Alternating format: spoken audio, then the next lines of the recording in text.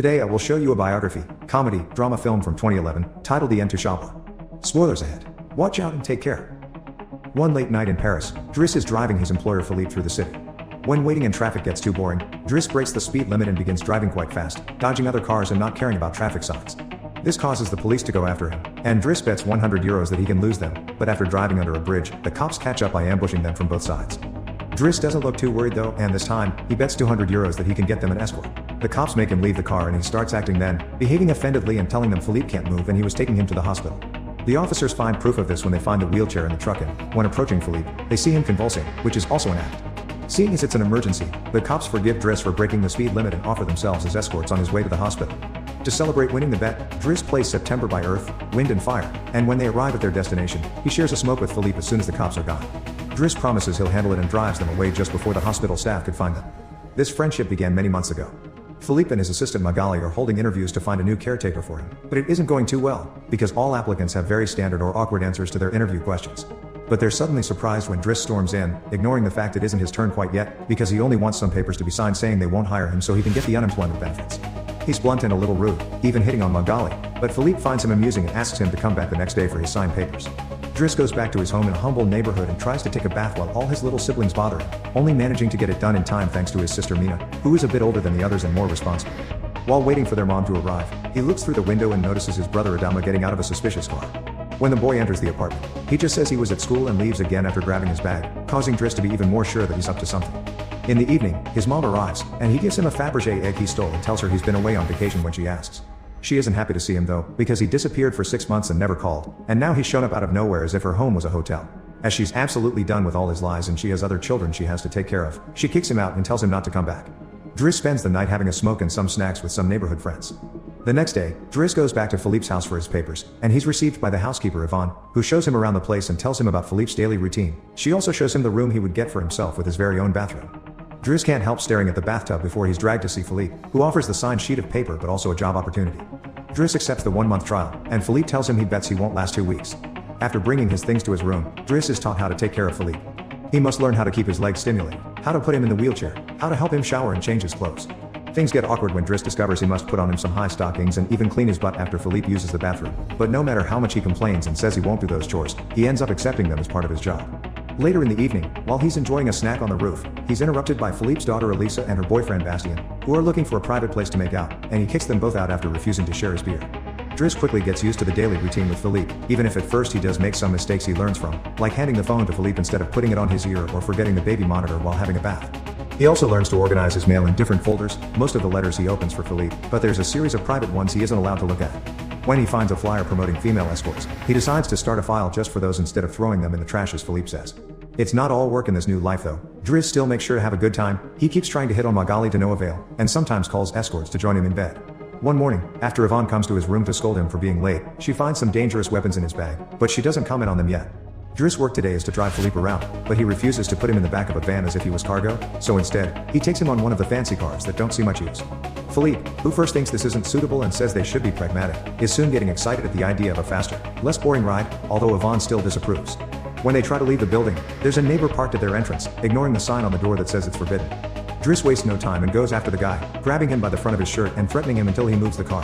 Philippe is impressed by his actions, but Yvonne, once again, disapproves. The pair goes to a museum, where Philippe is planning to buy a piece of artwork that Driss considers not worth the money because it's just a red blotch on the canvas. Afterward, Philippe meets with a relative of his, who tells him everyone is worried about Driss since he can be violent. He's also discovered he has a criminal record, but Philippe doesn't care. He appreciates Driss because he doesn't pity him and doesn't mind joking around with him. After another failed attempt at hitting on Magali, Driss has dinner with Yvonne in the kitchen while listening to Philippe dictate a letter to Magali. Claiming it's a private conversation, Yvonne turns off the baby monitor and proceeds to explain what's going on. Philippe is pen pals with a woman called Eleanor, those are the letters he didn't let Driss open. But he's never met Eleanor in person, their relationship is purely epistolary. Speaking of love, Driss teases Yvonne for the looks the gardener gives her all the time before going to bed. He's trying to sleep when he hears some weird sounds coming from the baby monitor. Philippe is having trouble breathing. Not being capable to ignore him even if he tries, Driss goes to his room and gently guides him through the attack with soothing words and a wet cloth to wipe his face. Philippe eventually falls asleep, only to wake up again moments later, saying he needs air. This time Driss doesn't hesitate. He puts Philippe on the wheelchair, covers him with blankets, and takes him out for a stroll by the river. This is the first time Philippe has seen Paris at night in a long time, and now he's more relaxed. He explains to Driss that the medicine can only do so much and he sometimes experiences phantom pain. When they see some girls walking by, Philippe also confesses he isn't capable of pleasuring a woman because of his situation, but he still can enjoy some satisfaction when he gets his ears massaged because they are sensitive zones. When the phantom pain threatens to appear again, Driss shares one of his joints with Philippe, who is skeptical at first but ends up loving it. Afterward, they go to a restaurant, where they joke around while sharing a meal, and Philippe decides to share more of his story. He met his wife when they were students, and shortly after they got married, she had 5 miscarriages and was diagnosed with an incurable, terminal illness. That's when they adopted Elisa. Philippe has always loved competitions, extreme sports, and speed, and a paraglider gave him that. It was during a paragliding session that bad weather caused him to crash and break his vertebrae, although he still thinks his real handicap isn't the chair but living without his wife. After joking around some more, Philippe remembers the date and realizes Driss has passed his 1-month trial, so he's now officially hired. But he needs to start by bringing back the Fabergé egg he stole because it was a gift from his wife. She would give him one every year, and he has exactly 25, matching their time together. The next day, Driss goes to talk to Mina when she's leaving school, who is a bit offended because he hasn't been answering her messages except to ask her to look for the egg. She also tells him about some cops that have been calling their home. Afterward, he visits Adama, who confesses he was found with 30 grams on him. Driss wants to take him to lunch, but Adama refuses and instead gets in the same suspicious car from before. Later on, Driss is allowed to be present while Philippe dictates his letter for Eleanor to Magali. He thinks this purple prose is very boring and that Philippe should be more direct. He's also baffled to hear that this has been going on for 6 months and they never exchanged pictures. When he finds her phone number on one of the letters, he takes it as a sign and calls her, obliging Philippe to take the phone and finally speak to her outside the written word. Their conversation goes so well, Philippe is now on the phone with her all the time, even right before he and Driss attend the opera, during which Driss laughs and makes fun of the costumes. The next day, Driss convinces Philippe to accept to exchange pictures with Eleanor and chooses one of him in the wheelchair. Afterward, while he's painting, Elisa bursts into his room to ask him for cigarettes and makes fun of him for trying to be artistic. Getting angry, he kicks her out before going to see Philippe, who is currently asking Yvonne to change the chosen picture for one of him when he wasn't quadriplegic. She hides the picture inside the escort file right before Driss burst in, complaining about Elisa and telling Philippe he needs to discipline her, something Yvonne agrees with. Philippe agrees to talk to her, but he's mostly surprised when Driss lets it slip that he's been painting. Days continue to pass, and the friendship between Philippe and Driss continues to grow.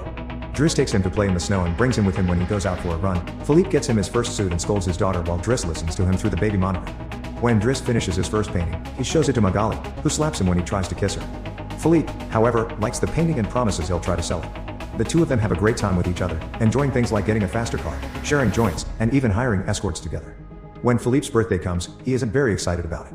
Every year, he pretends to be surprised that they're throwing a party and has to meet with all these relatives that only come to see him on the date to check he's still alive. Philippe says it'll all be rather boring. While he and the guests enjoy some live classical music, Driss searches for Elisa, who is crying in her room after having taken some of Yvonne's pills, which won't kill her as she expected. The reason why she's sad is that Bastien broke up with her and called her a tart, so she asks Driss to talk to the boy, which he accepts to do for a price. Meanwhile, Philippe is showing Driss painting to his relative and manages to convince him to buy it for 11,000 euros. Driss goes back to the dining room and chats with Yvonne, who tells him Magali is in a relationship with someone named Fred, but things are rather rocky at the moment, giving Driss hope. As the party begins to die down, Philippe makes Driss listen to some of the most important songs in classical music history, but he could only joke in response. After the band is done, he brings his iPod and plays Boogie Wonderland by Earth, Wind and Fire before he starts dancing right in the middle of the floor. He's an incredible dancer and he even convinces the rest of the party to join him and dance with him, which Philippe enjoys watching. Later, when putting Philippe to bed, Driss opens Eleanor's latest letter to him. She sent her picture, showing she's rather pretty, and is telling him they should meet next week when she visits Paris. When the day of the date comes, Yvonne and Driss put Philippe through dozens of outfits until they find the perfect one. And since it's Yvonne the one that will take Philippe to the date, Driss uses his day off to visit Bastien and threatens him until the boy accepts to apologize to Eliza and to bring her croissants every day. He also asks him to fix his hair. Afterward, he visits his mother at work, but only to watch her from afar. At the restaurant, Yvonne and Philippe are waiting for Eleanor, who is very late. After waiting for an hour, Philippe gives up, calls Driss to ask him to take him away, and then leaves the restaurant without noticing Eleanor is arriving at the same time. That same night, Philippe takes Driss with him in his private plane and gives him the money he got for selling the picture, making him immeasurably happy.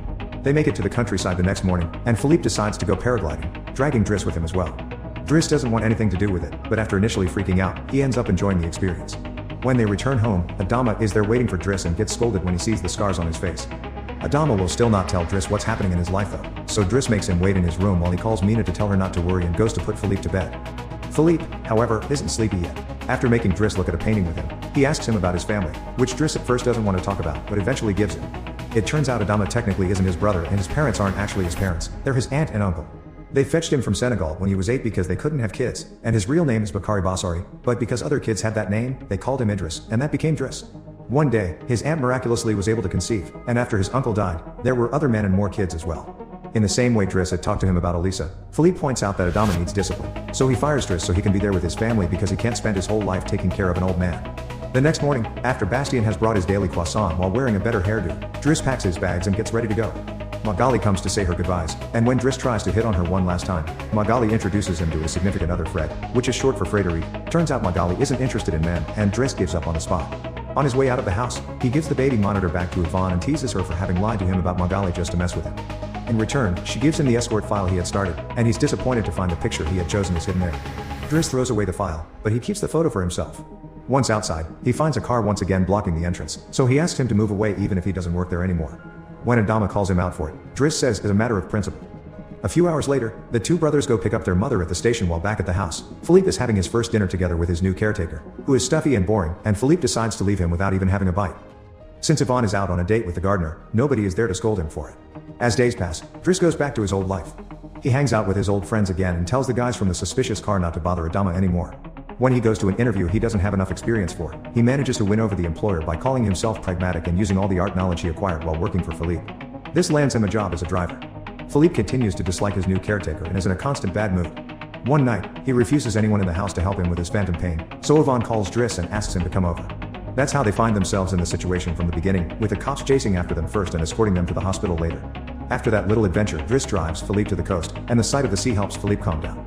Sometime later, Driss takes care of Philippe's overgrown beard before taking him to a restaurant for lunch, but he doesn't stay because someone else will be making Philippe company today. Driss wishes him luck and finally gives him back his egg before leaving, and Philippe starts worrying about being alone until he sees who his date is, Eleanor, who is delighted to see him and doesn't mind the chair at all. The real Count Philippe Potsoki Borgo now lives in Morocco. He has remarried and has 2 daughters. The real Driss, actually called Abdel Yasmin Selou, has his own firm and is also married with 3 children. The two men continue to